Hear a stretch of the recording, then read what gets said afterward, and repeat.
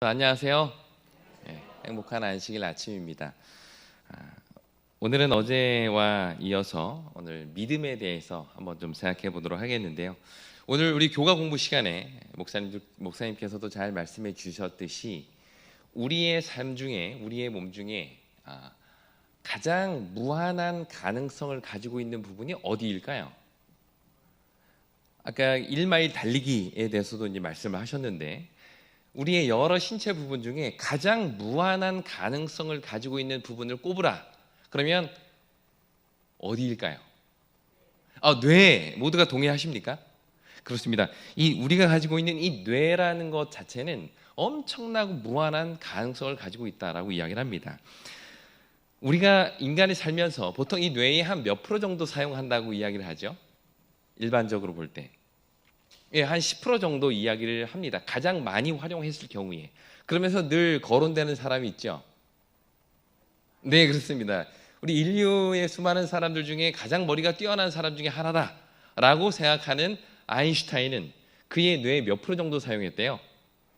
한 10% 정도밖에 사용하지 못했다라고 이야기를 하면서, 그러면 우리 뇌, 이렇게 큰 뇌를 그렇게밖에 사용을 못하는구나라고 우리가 알고 있습니다. 하지만 요즘 뇌과학자들 사이에서는요, 인간은 뇌의 거의 대부분을 활용하면서 산다는 것이 정설로 받아들이고 있습니다. 물론 하는 일에 따라서 우리가 사용하는 뇌의 부분은 다 다르지만 인간은 우리 뇌의 거의 대부분을 사용하면서 활동하고 있다는 것이요. 심지어 길을 걷거나 음악을 듣는 아주 단순한 활동을 함에도 불구하고 우리의 뇌의 대부분이 활용되고 있다고 합니다. 그렇다면 우리 인간의 뇌의 10%밖에 활용하지 못한다라는 말은 어디에서 나온 걸까요? 어떤 의미에서 이 말이 시작된 걸까요?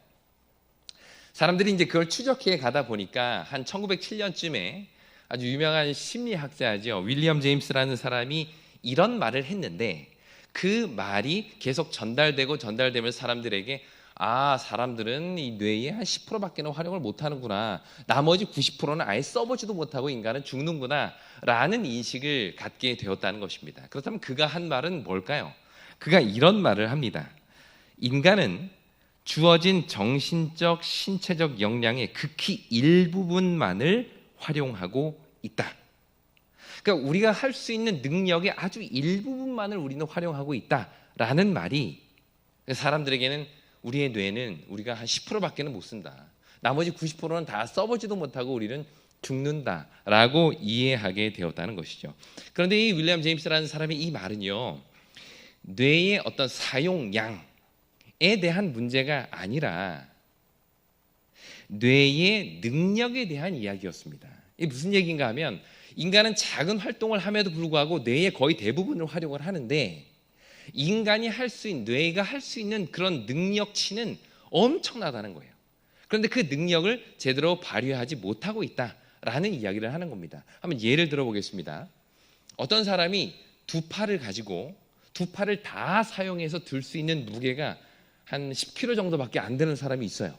그 사람은 두 팔을 다 사용했음에도 불구하고 10kg 정도밖에 못 들어 올립니다. 그런데 어떤 사람은, 운동을 매일 열심히 한 사람은 이 똑같은 두 손으로 몇 킬로를 들어 올릴 수 있을까요? 한 100kg 이상을 들어 올릴 수 있는 사람이 있겠죠. 똑같이 둘 다 모든 팔을 사용했음에도 불구하고 어떤 사람은 10kg, 어떤 사람은 100kg을 들어 올리는 능력의 차이가 있다는 것입니다. 우리의 뇌도 계속 사용하고 개발하면 이 뇌가 할 수 있는 능력이 엄청나다는 것이에요. 그런 의미에서 이 이야기를 하고 있는 것입니다. 자, 그렇다면 제가 질문 하나 좀 드려보겠습니다. 사람이 이 뇌의 능력을 개발하는 여러 가지 방법들 중에 가장 대표적이고 가장 잘 활용되고 있는 방법은 뭘까요? 이 뇌의 능력을 잘 개발해서 우리 아이들이 좀 더 뇌를 잘 활용하고 뇌의 능력을 기르기 위해서 우리 부모님들이나 우리 선생님들께서 늘 하시는 거, 이걸 키워주려고 노력을 하고 있죠. 이걸 통해서 계속 뇌의 능력을 키워가도록 만듭니다. 그게 바로 뭘까요? 그게 바로 상상력입니다. 인간의 뇌는 새로운 것들을 계속해서 상상해 가고 점점 뿌리를 넓혀감으로 인해서 능력이 개발된다는 것이에요. 그래서 어릴 때부터 상상력을 계속 펼쳐나갈 수 있도록 도와주는 것이 우리 교사와 부모의 역할이라고 이야기를 합니다. 그런데 저는 이 내용을 이렇게 쭉 읽으면서 우리의 믿음에 대해서 생각을 해보게 되었습니다. 우리가 믿는 하나님의 능력에는 분명히 제한이 없지요. 그죠? 우리의 삶에 역사하시는 하나님의 능력에는 제한이 없습니다. 그런데 현실적으로 볼 때 우리의 삶 속에서 나타나는 하나님의 능력은 극히 미미해요. 그 이유가 뭘까요? 마치 뇌가 할 수 있는 능력의 가능성은 무한한데 우리가 활용하고 사는 그 능력은 극히 일부분인 것처럼 우리의 삶에 역사하시는 하나님의 능력은 무한한데 정작 그 하나님의 능력이 내 삶에 나타나는 것은 극히 일부분이라는 거예요. 그 이유가 뭘까 하는 겁니다. 그것은 바로 우리가 하나님의 능력을 온전히 활용하고 있지 못하기 때문은 아닐까요? 하나님의 능력의 그 무한하신 능력이 내 삶에 들어와서 내 삶에 나타날 수 있도록 하기 위한 가장 중요한 방법이 있다면 저는 그것을 믿음의 상상력이라고 부르고 싶습니다. 상상력을 통해서 뇌의 능력이 점점 길러지는 것처럼 우리의 믿음의 상상력을 통해서 우리의 삶 속에 역사하시는 하나님의 능력이 점점 커져갈 수 있다는 것을 우리는 성경을 통해서 보게 됩니다. 그러면 오늘 과연 이 믿음의 상상력이라는 것이 무엇이며 이것이 우리의 삶 속에서 어떻게 나타날 수 있을지 우리 성경 본문을 통해서 함께 생각해 보도록 하겠습니다. 먼저 히브리서 11장 1절과 2절 말씀, 이 말씀은 우리가 잘 아는 믿음이 무엇인가 라는 것을 정의해 주는 말씀인데요. 히브리서 11장 1절과 2절은 믿음에 대해서 이렇게 정의하고 있습니다. 우리 같이 한번 읽어볼까요?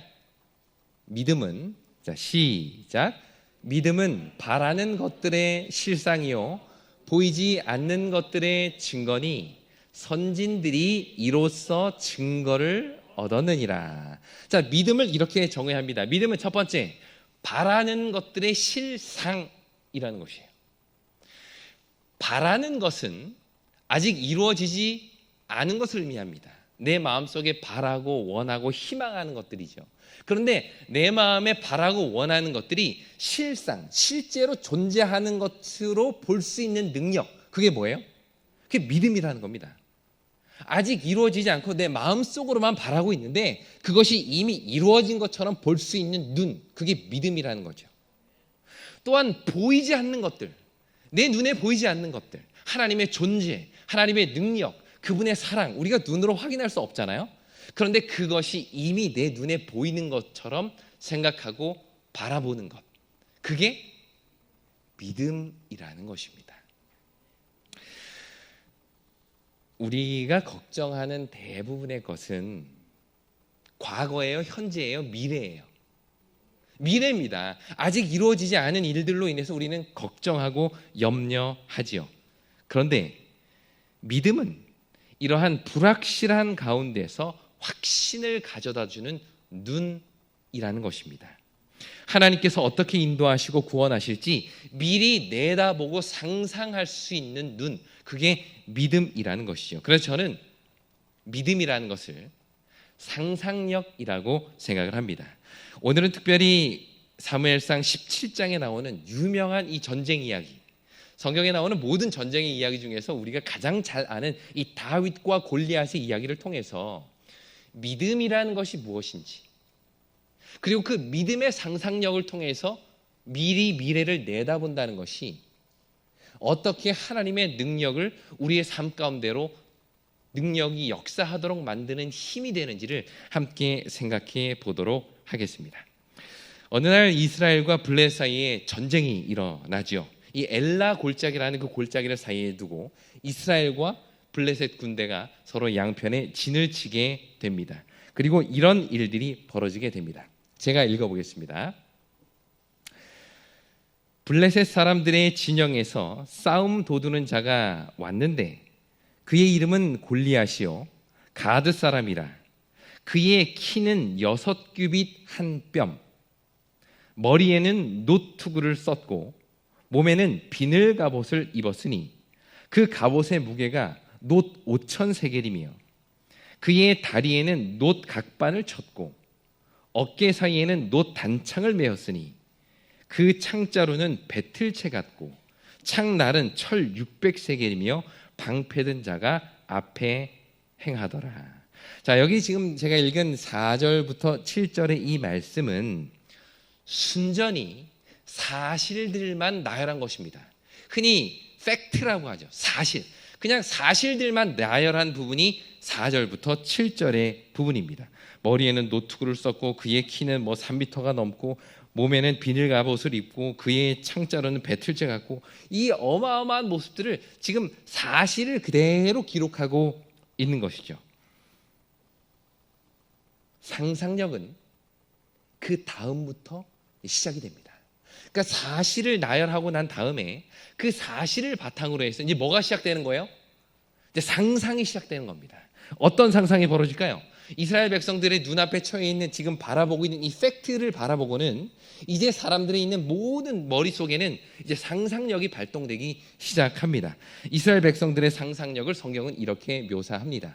11절, 사울과 온 이스라엘이 블레셋 사람의 이 말을 듣고 놀라 크게 두려워하니라. 자, 어마어마한 모습으로 나와서 이 골리앗 장군이 이런 이야기를 했다는 것이에요. 근데 그 말을 딱 듣는 순간 모든 사람들이 뭐 했다고요? 두려워 떨었다는 것입니다. 그렇다면 이 골리앗 장군이 나와서 한 말이 어떤 말이길래 사람들은 이 사람의 말이 다 두려워서 떨었을까요? 그 말을 이렇게 성경은 이야기를 합니다. 9절, 그가 나와 싸워 나를 죽이면 우리가 너희의 종이 되겠고 만일 내가 이겨 그를 죽이면 너희가 우리의 종이 되어 우리를 섬길 것이니라. 이 말을 탁 드는 거예요. 자, 지금 눈앞에는 키가 어마어마한 장군이 서 있고 배틀채 같은 창을 들고 서 있는 이 사람이 이야기하기를, 야, 너희들 중에 나와 싸울 사람 한 사람 내보내. 만약에 내가 지면 우리가 다 너희들의 종이 되고 만일 그 사람이 지면 너희가 다 우리의 종이 되는 거야 라는 이야기를 한 것입니다. 근데 이 말을 듣자 사람들의 머릿속에는 상상하기 시작하는 거예요. 어떤 상상을 했을까요? 야, 만약에 내가 저기에 나가서 싸우면 어떻게 될까? 아, 내가 가가지고 이 왕의 칼 하나 들고 나가서 싸우다가 저 배틀채 같은 창이 내 배를 그냥 관통하겠지? 그러면 나는 그 자리에 서서 쓰러져가지고 죽겠지? 그러면 저 사람이 말한 대로 나를 이 들짐승에게 내 시체를 주고 결국에는 우리 온 이스라엘이 다 저 사람의 종이 되지 않을까? 라는 생각을 거기에 그 자리를 바라보고 그 골리앗의 이야기를 듣는 모든 사람들이 머릿속으로 상상하게 된 것입니다. 그리고 그 상상의 결과 어떤 결론을 내려요? 두렵다. 우리는 이길 수 없다. 이 전쟁은 이미 패배한 것이다. 라는 결론을 내린 것입니다. 여러분 한번 잘 보세요. 이 사람들이 두려워하는 것은 사실에 근거한 내용이 아니었어요. 그들이 두려웠던 이유는 뭐의 결과였어요? 상상의 결과입니다. 상상의 결과. 내가 저 사람과 싸우면 지겠지, 나는 죽겠지 라는 상상의 결과로 그 사람들은 두려워 떨었던 것이에요. 이것은 실제로 일어난 일이 아니라 머릿속에서, 상상 속에서 이루어진 일들, 그 상상의 결과로 사람들은 이미 미리 두려워하고 떨었다는 것입니다. 그 이후에 이스라엘 백성들은 또 한 번 상상력에 들어갑니다. 또 한 번 상상을 하게 되는데 그 상상은 24절에 있는 내용에 의해서입니다. 이스라엘 모든 사람이 그 사람을 보고 심히 두려워하여 그 앞에서 도망하였다. 자, 좀 전에는 이 골리앗이 나와서 한 이야기, 너희 중에 한 사람 뽑아 나와 싸워서 내가 이기면 너희들 다 내 종이 될 거야 라는 그 말을 듣고 두려워하였다 라고 이야기를 하는데, 이번에는 지금 그 배틀채 같은 창을 들고 세 번째 나타난 그 골리앗의 모습을 보는 순간 사람들은 또다시 상상을 하기 시작합니다. 야, 내가 저 사람하고 싸우면 나는 질 것이 분명해. 그 결과 심히 두려워하여서 사람들이 다 뭐 했다고요? 도망갔다라고 이야기를 합니다. 결국 이날 벌어진 이 싸움은 실제로 벌어진 싸움이 아니었어요. 어디에서 벌어진 싸움이에요? 상상 속에서, 사람들의 머릿속에서 벌어진 전쟁이었을 뿐입니다. 아무도 그 전쟁을 나서지 않았고 도전하지 않았어요. 모든 전쟁은 이미 머릿속에서 진행된 것입니다. 머릿속에서 전쟁에 나아갔고 상상 속에서 패배하였고 그 결과 사람들은 두려워하고 다 어디로 간 거예요? 다 도망간 것입니다. 재미있는 것은요, 이 부조와 선지자에 보면 이 당시 이스라엘 백성들의 모습을 이렇게 묘사하고 있습니다. 이스라엘 군대는 40일 동안 블레셋 거인의 거만한 도전 앞에 떨었다. 그들은 키가 6규빗이나 되는 골리앗의 거대한 체구와 창을 볼 때에 저절로 낙담하게 되었다. 여기 되게 재밌는 표현을 쓰고 있어요. 이스라엘 백성들은 그 거대한 이 골리앗 장군의 모습을 보면서 어떻게 낙담하게 되었다고요? 그냥 저절로 그 모습을 딱 본 순간 저절로 낙담해 버리게 되었다라는 것입니다. 이스라엘 백성들이 전쟁에서 진 것은 전쟁을 했기 때문이 아니라 전쟁에도 나가기 전에 이미 그들은 상상력 속에서 우리는 졌구나, 나는 졌구나, 나는 죽었구나, 나는 패배했구나 라는 상상을 하는 거예요. 그 상상의 결과 사람들은 두려워하게 되었고 그 결과 도망가게 되었다는 것입니다. 이것이 성경이 오늘 우리에게 주는 모습입니다. 사실 오늘 우리도 종종 이럴 때가 있습니다. 아직 일어나지 않은 미래, 아직 내가 당당하게 싸워보지 않은 전쟁 앞에서 두려워하는 거예요. 해보지도 않고. 이것이 오늘 우리의 신앙의 모습은 아닙니까? 도전해보지 않고, 그것은 어려워, 그건 불가능해. 시도해보지도 않고, 그건 어려운 일이야, 그 일은 우리 교회가 하는 일에 있어서는 불가능한 일이야 라고 미리 상상 속에서 결론을 내리고 있지는 않느냐는 것입니다. 마치 이스라엘 백성들이 골리앗과 싸워보지도 않고 우리는 졌어, 나는 안 돼, 내가 가지고 있는 능력으로는 도저히 불가능한 일이야 라고 도망가는 것처럼 오늘 우리의 삶에서도 하나님께서 다양한 도전들을 주시는데 그럼에도 불구하고 하나님 저 못합니다, 제가 무슨 그 일을 하겠습니까? 라고 이미 그 모든 것을 상상 속에서 마치고 끝, 전쟁 끝, 도망갑시다, 집에 갑시다, 이건 우리의 할 수 있는 일이 아닙니다 라고 결론을 내리고 있지는 않느냐는 것이죠. 하지만 모두가 이렇게 패배하는 상상력을 발휘하고 있을 때 그 자리에서 유일하게 상상 속에 승리하고 이기는 상상을 한 사람이 있으니 그가 누구예요? 그가 바로 다윗이었던 것입니다. 성경은 이 다윗의 상상력을 이렇게 표현합니다. 23절 제가 읽겠습니다. 그들과 함께 말할 때에 마침 블레셋 사람의 싸움 도두는 가드 사람 골리앗이라는 자가 그 전열에서 나와서 어떤 말을 했대요? 전과 같은 말을 했다라고 이야기를 합니다. 자, 이때는 다윗이 전쟁터에 온 것은 사실 뭐 하러 온 거예요? 다윗은 군사로 착출돼서 전쟁에서 싸움하기 위해서 온 사람이 아니었어요. 그러기에는 아직 너무 어렵습니다. 그러면 이 다윗이 왜 전쟁터에 와 있을까요? 뭐 하러 온 거예요? 성경에 보면 아버지 심부름하러 온 겁니다. 어떤 심부름이요? 형들에게 이 먹을 거 좀 줘라, 형들이 배고플 테니 이 먹을 것 좀 전해줘라 라고 하고는 이 한 손에는 형들에게 줄 도시락, 그리고 또 한 손은요 형들을 맡은 그 지도자에게 줄 치즈 열덩이, 이걸 뭐라고 불러요? 뇌물입니다. 뇌물.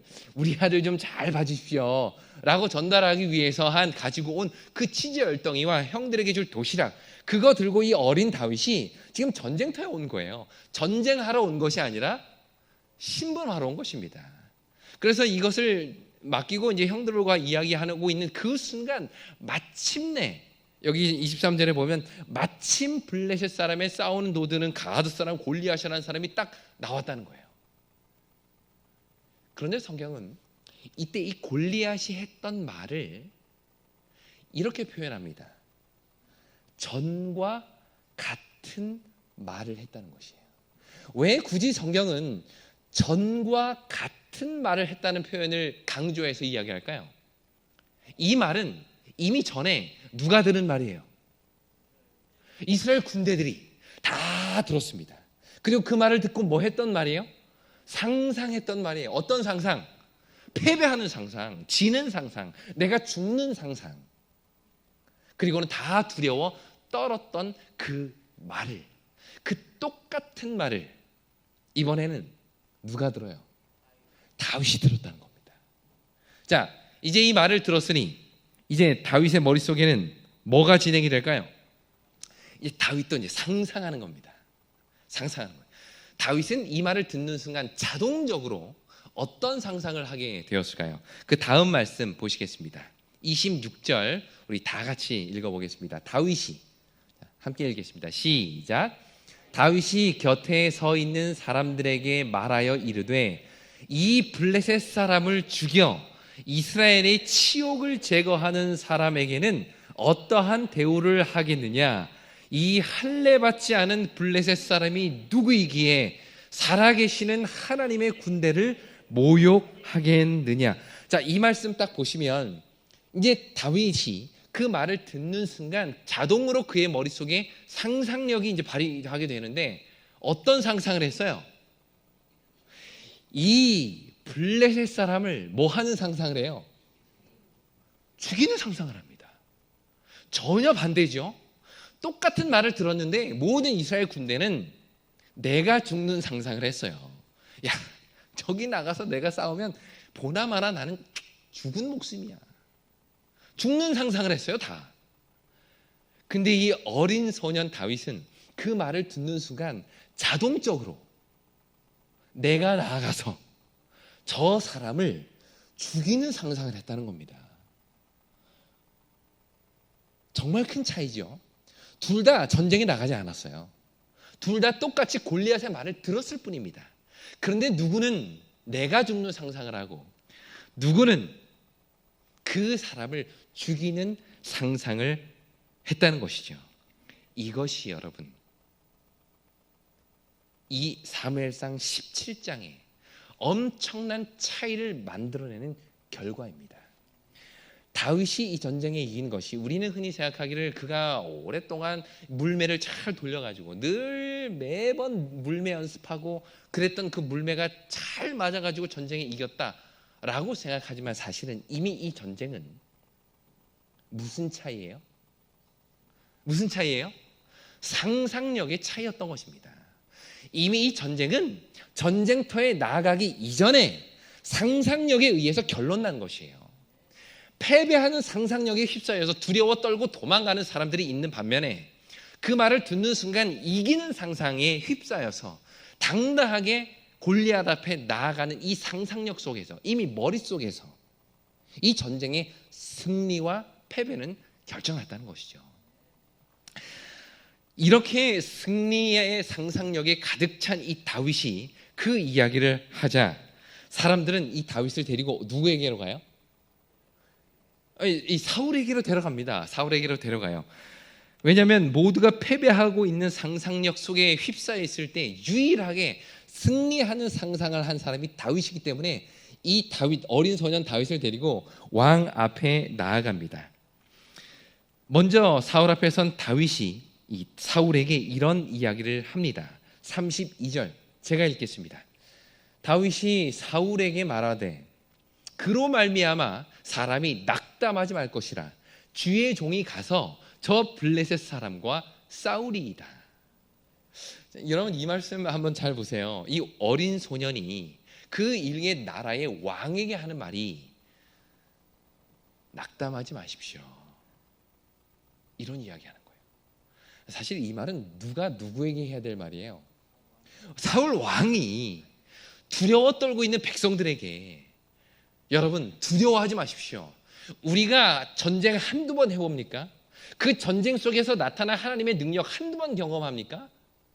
두려워하지 마시고 하나님 의지해서 당당히 나아갑시다. 이거 사실 왕이 백성들에게 해야 되는 말인데, 이 장면 보면 어린 소년이 왕에게 하는 거예요.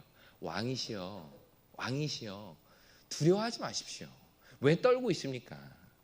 내가 나가서 대신 싸울게요 라고 이야기를 하죠. 이때 또다시 사울의 머릿속에 뭐가 발동이 돼요? 그 꼬마 다윗의 이야기를 딱 듣는 순간 자동으로 머릿속에 또 뭐가 진행이 됩니까? 상상력이. 어떤 상상력이 진행이 돼요? 한번 보겠습니다. 사울이 다윗에게 이르되 내가 가서 저 블레셋 사람과 싸울 수 없으니 너는 소년이야. 그는 어렸을 때부터 용사야. 자, 이 말을 통해서 우리는 이미 이 사울의 머릿속에 상상이 막 발휘되는 것이에요. 어떤 상상이요? 이 어린 꼬맹이가 싸우겠다고 골리앗 앞에 나아갔는데 그 용기는 정말 가상하고 좋은데 이 아이가 나갑니다. 그 엘라 골짜기 사이에서 골리앗과 싸워요. 보나마나 맥도 하나 못 추지 못하고 이 아이는 즉시 패배. 보나마나 당연한 결과가 이미 이 사울이라는 사람의 머릿속에는 쫙 그려지는 거예요. 처참한 죽음이 그려지게 된 것이죠. 하지만 다윗의 상상력은 여기서 끝나지 않습니다. 다윗은 이제 자기의 상상력을 보다 구체적으로 사울에게 이렇게 이야기를 합니다. 다윗이 사울에게 말하되 주의 종이, 그러니까 본인이죠, 내가 아버지의 양을 지킬 때 사자나 곰이 와서 양떼에서 새끼를 물어가면 내가 따라가서 그것을 치고 그 입에서 새끼를 건져내었고, 그것이 일어나 나를 해하고자 하면 내가 그 수염을 잡고 그것을 쳐 죽였나이다 라고 이야기를 합니다. 이미 다윗의 머릿속에는요, 자기가 과거에 하나님께서 어떻게 역사하시고 나를 구해주셨는지, 이 사자의 입과 곰의 발톱에서 어떻게 나를 이기셨는지를 쭉 이야기한 이후에 그가 이런 말로 마무리를 합니다. 우리 같이 한번 읽어볼까요? 주의 종이, 시작. 주의 종이 사자와 곰도 쳤은즉 살아계시는 하나님의 군대를 모욕한 이 할례 받지 않은 블레셋 사람이리이까 그가 그 짐승의 하나와 같이 되리이다. 이미 이 다윗의 머릿속에는 이 골리앗이 과거에 자기가 쳐 죽였던 그 사자와 곰처럼 이미 쓰러져 있는 거예요. 이미 상황 종료입니다. 이미 죽은 거예요. 상상 속에는 골리앗은. 우리는 이 표현을 통해서 다윗의 이 상상력이 그냥 근거 없는 아주 무모한 만용이 아님을 보게 됩니다. 여러분, 우리가 흔히 믿음이라는 것을 이야기할 때 때로는 믿음과 만용을 헷갈릴 때가 있어요. 다 됩니다. 걱정하지 마십시오. 뭐 준비도 하지 않고 다 됩니다. 하나님이 다 알아서 해주실 거예요 라는 만용과 믿음을 우리는 구분해야 돼요. 아마 사람들이 볼 때 이 다윗의 이 표현은 만용인 것처럼 보였을지 모르겠어요. 야, 너 같은 꼬마가 어떻게 나가서 전쟁을 하냐? 너 믿음은 좋은데 전쟁은 믿음으로 되는 게 아니야. 너 전쟁 해봤어? 한 번도 안 해봤는데요. 야, 너는 소년이지만 저 사람은 어릴 때부터 용사였어. 너 전쟁 안 돼. 소꿉장난도 아니고. 근데 그때 다윗이 이야기한 말이, 왕이시여, 잘 들으십시오. 저는 이미 사자와 곰과의 싸움을 통해서 나를 그들의 입에서 손에서 건지시는 그 하나님을 난 이미 경험했습니다. 이러한 구원의 경험이 저 블레셋 저 장군의 손에서도 나를 건전해 주실 것을 저는 믿습니다. 다윗의 상상력은 근거 없는 만용이 아니라 매일의 삶 속에서 경험한 구원의 결과였던 것입니다. 일상에서의 승리가, 매일에서의 삶에서 경험하는 이 승리가 이날 전쟁터에서도 다윗으로 하여금 승리하는 상상을 하게 만들었던 것이죠. 왜요? 이미 그의 삶 속에서는 수도 없는 승리를 경험했습니다. 하나님께서 내 삶에 역사하셔서 나를 이기게 하시고 나를 구원하시고 나로 하여금 이 모든 것을 쳐부시게 하는 그 하나님의 능력을 이미 경험했다고요. 그 일상에서의 경험이 오늘 골리앗 앞에서 이기는 상상, 승리하는 상상을 하게 만들었다는 것입니다. 이날 이 엘라 골짜기에 모인 수천 명, 수만 명의 이스라엘 백성들이 왜 패배하는 상상력을 발휘했을까요? 그건 바꿔 말하면 이 전쟁에 나오기 전에 이미 그들은 일상에서 승리하는 경험을 하지 못했던 것입니다. 이미 그들은 일상에서 하나님께서 어떻게 내 삶을 구원하시고 나를 어떻게 건지시는지를 그들은 경험하지 않았어요. 매일의 삶 속에서 하나님이 어떻게 내 일상 속의 구원을 이루시는지를 경험하지 못했던 것입니다. 그러한 일상에서의 패배가 이 전쟁터에서 자연스럽게 뭐 하는 상상을 하게 된 거예요? 패배하는 상상, 죽는 상상 하게 만든 것입니다. 오늘날 우리가 우리의 일상 속에서 어떤 큰 어려움을 딱 마주쳤을 때 승리하는 상상력을 발휘하지 못하는 이유는 뭘까요?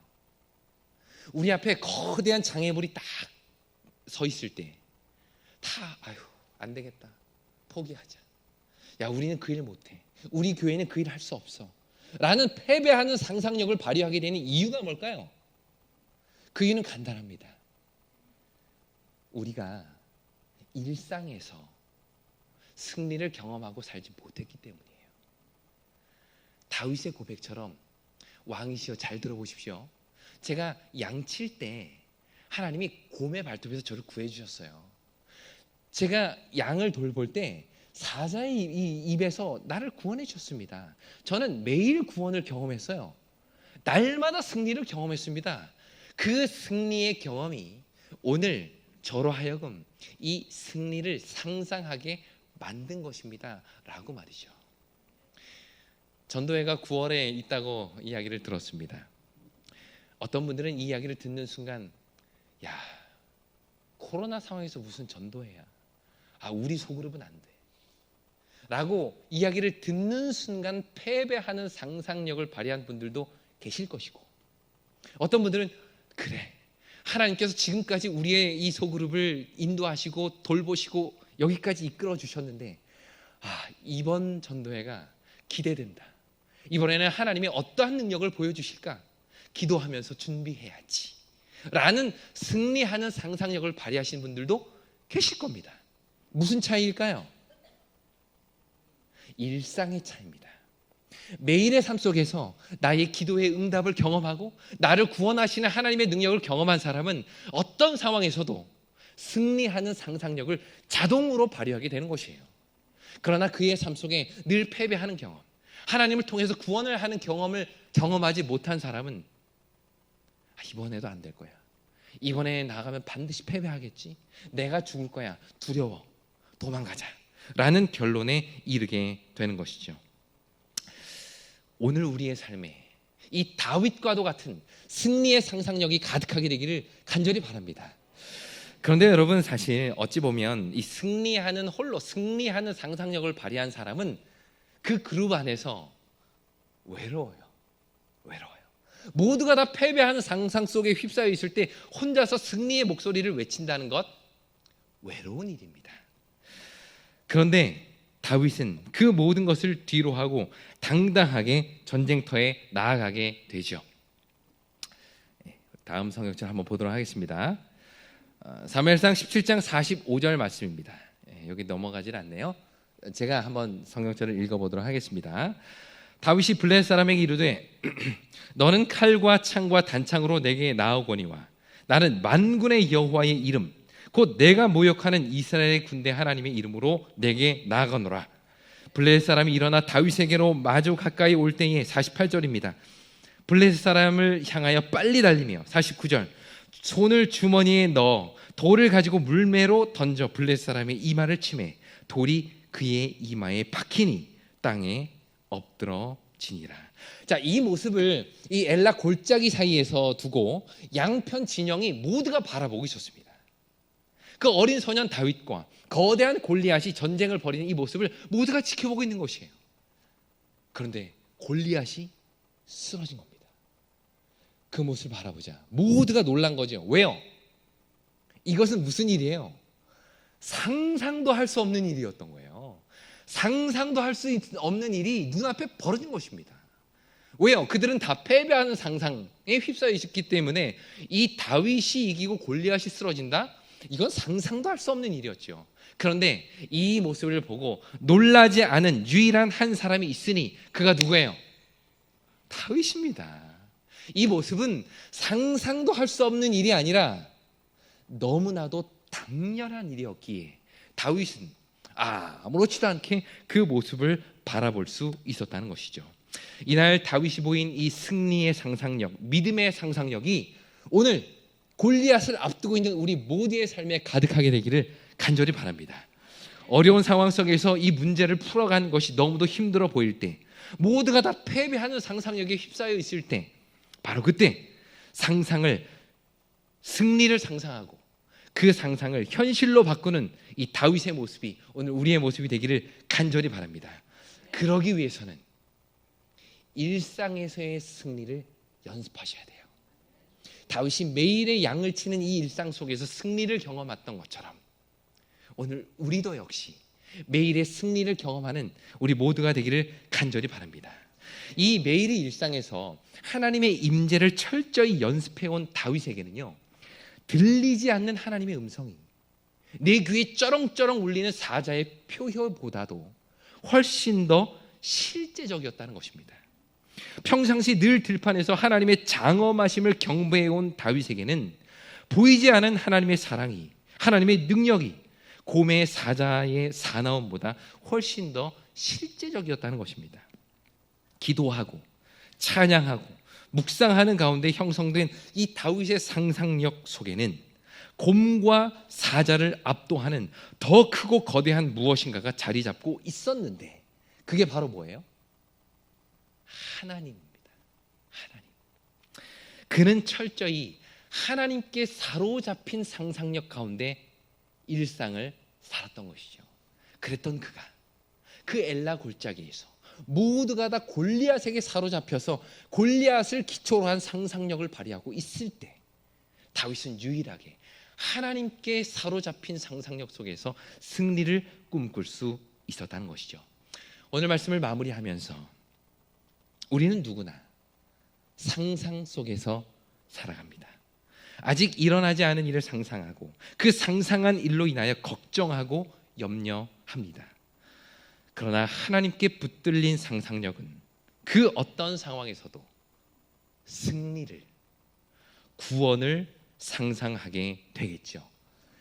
이렇게 승리와 구원을 상상하는 것을 두 글자로 뭐라 그럴까요? 믿음이라고 부릅니다. 승리는 상대방의 약점에 의해서 결정나는 것도 아니고 우리가 들고 있는 무기의 강점에 의해서 결정나는 것도 아닙니다.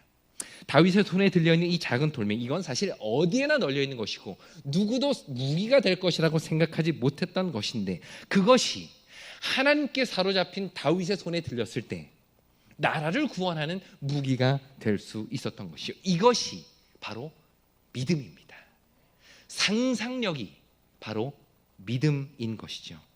이제 우리는 우리 눈앞에 있는 이 골리앗의 이 갑옷 무게가 얼마인지, 그의 창 길이가 얼마인지, 다윗의 이 골리앗의 키가 얼마인지, 그가 들고 있는 이 창날의 무게가 얼마인지, 이런 거 세는 일 이제 그만두시고 내 앞에 하나님께서 어떠한 역사를 이룰지를 이제 상상해 보시면 어떨까요? 승리하는 상상력.